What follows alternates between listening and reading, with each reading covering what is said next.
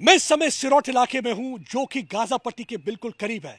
ये वो इलाका है जहां हमने देखा कि शनिवार की सुबह कैसे हमास के आतंकवादी घुसपैठ करने के बाद यहां सड़कों पर खुलेआम घूम रहे थे और जो कोई सामने आ रहा था उस पर गोलियां चला रहे थे। ये कार उसी दहशतगर्दी की कहानी बयान करती है। आप देख सकते हैं इस कार पर कई गोलियां लगी हुई है, पूरी तरह से इस कार को भी गोलियों से छलनी कर दिया हुआ है। आप देख सकते हैं ये गोलियां के निशान और अंदर आप देखेंगे खून के निशान, आपको धब्बे दिखेंगे, वो जूता पड़ा हुआ दिखेगा। यानी कि जो भी कोई इस गाड़ी के अंदर था वो बच नहीं पाया और उनकी दवाइयां पड़ी हैं। बच्चों के बैठने के लिए जो सीट लगी हुई है, यानी कि बच्चा भी था, औरत भी थी, यानी कि पूरा परिवार जा रहा था, हंसते खुशी से जा रहा था क्योंकि एक बड़ा दिन था, त्योहार का दिन था। वो जा रहे थे घूमने। क्या उन्हें मालूम था कि ये दहशतगर्द दरिंदे बनकर यहाँ पे आएंगे और उन पर गोलियां बरसानी शुरू कर देंगे। और उसके बाद से आप देखिए यहाँ पे कार पड़ी हुई है लेकिन परिवार नहीं है। यही कहानी यहाँ पे दोहराएगी लगातार। आप देखिए किस तरीके से इस गाड़ी को हर तरफ से चारों ओर से फायरिंग की जा रही थी। आप देखिए पूरी तरह से ये देखिए गोलियां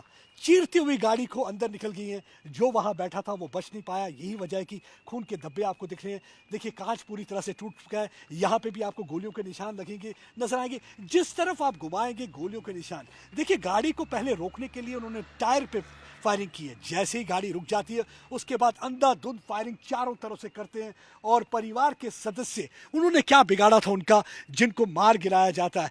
यही कहानी यहां भी दोहराई गई।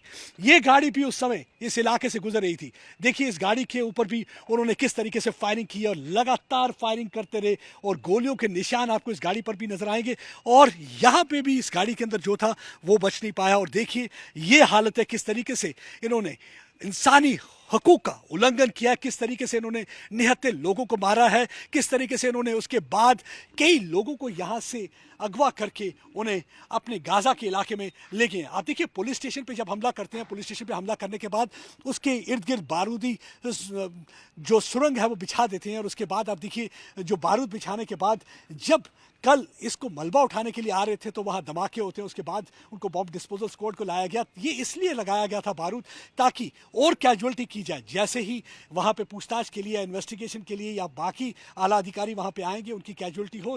देखिए पूरी तरह से प्लानिंग करके ये अटैक किया गया था। ये एक दिन में नहीं हुआ और लगता है कि कोई ऐसा मुल्क है जो उनको सपोर्ट कर रहा है। वैसे तो सबको मालूम है कि हमास की मदद अभी तक ईरान करता है। उसके अलावा भी इस वक्त उंगलियां जो हैं चीन पर भी उठ रही हैं। और देखिए पाकिस्तान जिस तरीके की रणनीति अपना रहा है, आज भी पाकिस्तान इन लोगों के लिए नहीं बोल रहा जिन्होंने अपनी जान गंवाई है। आज भी पाकिस्तान फ़लस्तीन की हिमायत कर रहा है और फ़लस्तीन की हिमायत करना कि हमास की हिमायत करना आज भी उस आतंकवाद के खिलाफ। और उनसे कोई एक्सपेक्टेशन भी नहीं है क्योंकि हमें मालूम है कि ये टेररिस्तान मुल्क है, ये कभी भी आतंकवाद के खिलाफ तो बोलेगा नहीं। और आप देख सकते हैं कि ये जो हंसता खेलता परिवार अब इस समय नहीं रहा।